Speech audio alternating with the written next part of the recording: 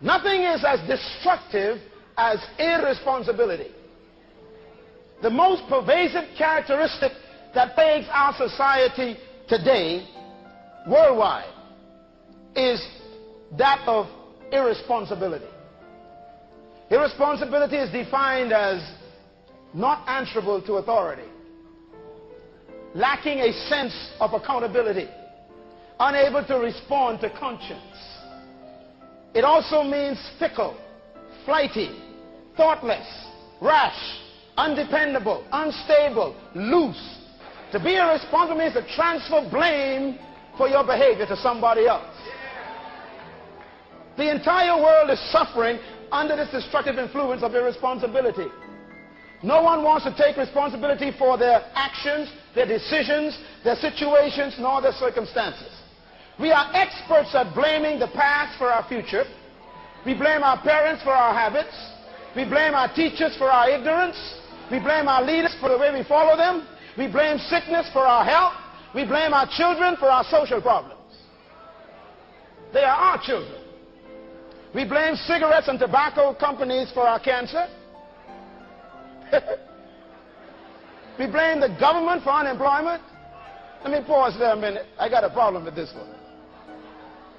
You know why you ain't working? Because you don't want to.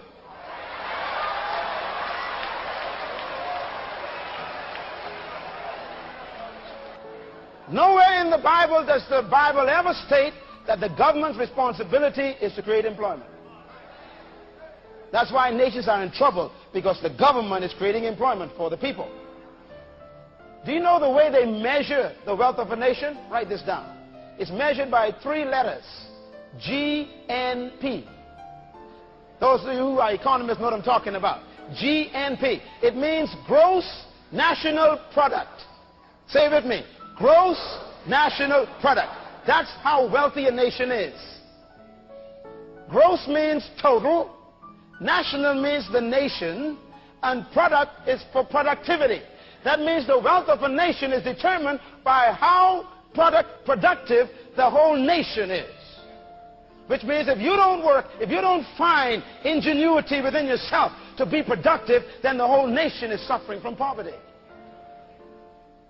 So you can't blame the government for your unemployment. You got a brain between your ear with 1 billion cells and you haven't used 10% yet.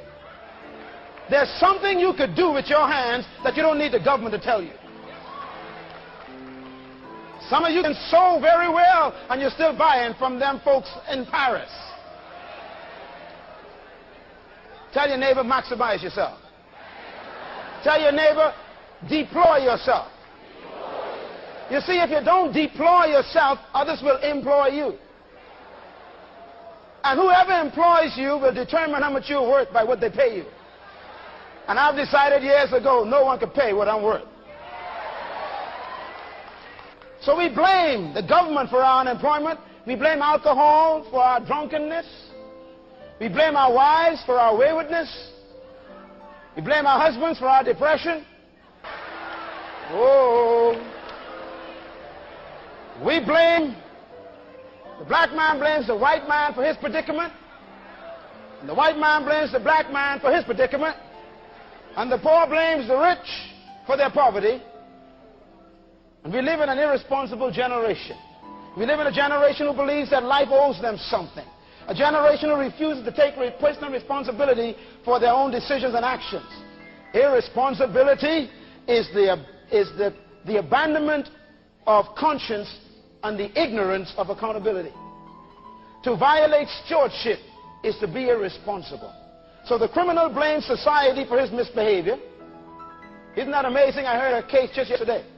A guy killed another guy, and the court are having difficulty because the plea of the young man who shot the other young man was that the community brought him up in a certain way, that's why he shot him. Now, friends, when we have transferred our behavior to the society we live in, we are in trouble. We are a society of blamers. The sinner blamed the hypocritical preacher for his damnation.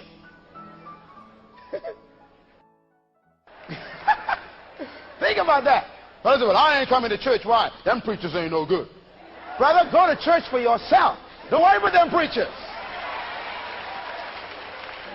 Stop transferring your irresponsibility on a preacher. The Bible says, work out your own salvation. If the preacher want to mess up, let him mess up by himself. You go ahead and live right. If you mismanage something, God will take it from you. It's that simple and that serious. A lot of things that we thought the devil took, I believe God took. A lot of things we've been saying the devil did it. No. See, some of you lost your house. And you come on the prayer line for the pastor to pray for you to get your house back. Because you didn't pay your mortgage for 3 weeks because you was buying some dresses you couldn't afford. It's called mismanagement. Your car was repossessed. And now you're saying, devil, take your hands off my car. I rebuke you. The devil says, I ain't never touched your car. You didn't pay the note. Come on, friends.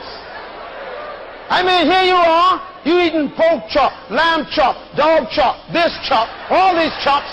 You eating all this fat for 7 years, fat for 10 years, fat. Now your arteries are clogged up with the fat you ate. Now you turn the devil, I rebuke you. Come out of me. No.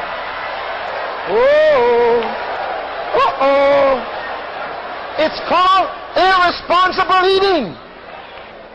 Tell your neighbor, I feel myself growing up.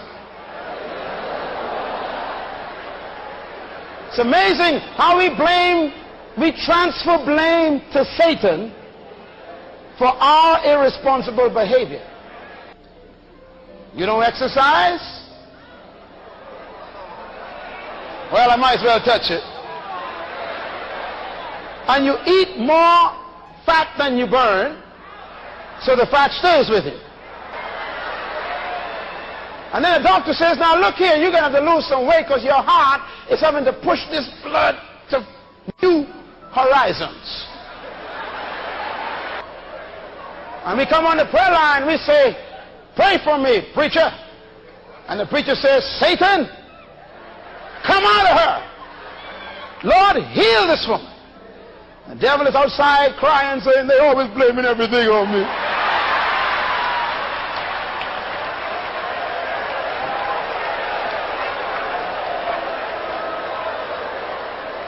Irresponsibility. No. God took Adam and put him out of what he put him in. Let me say it again. God put Adam out of what he put him in. Why? Because he mismanaged it. You mismanage a ministry, God will put you out. You mismanage a house, God will put you out. You mismanage the car he blessed you with, he'll put you out. If you mismanage the home, he'll put you out. And not only will he put you out, he'll put a cherubim to make sure you don't get back. There are some things God is protecting from you because you are not responsible enough yet to handle it. Oh, you all hear me tonight. Some of you praying for things you can't manage. That's why you ain't got it yet. It ain't that God ain't hearing you, but you ain't qualified to manage it yet. Some of you praying for $1 million and can't manage it $1,000 salary yet. According to Jesus, this is the way God thinks. If you are faithful over a little, then he will make you rule over much. Write this down. Organize for what you're praying for. Organize for what you're praying for. Pray for what you know you can manage. Some folks praying for a spouse who can't manage their own body yet.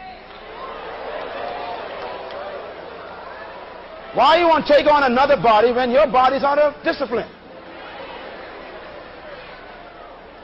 You think God's not blessing you with a spouse, God's protecting that person from you.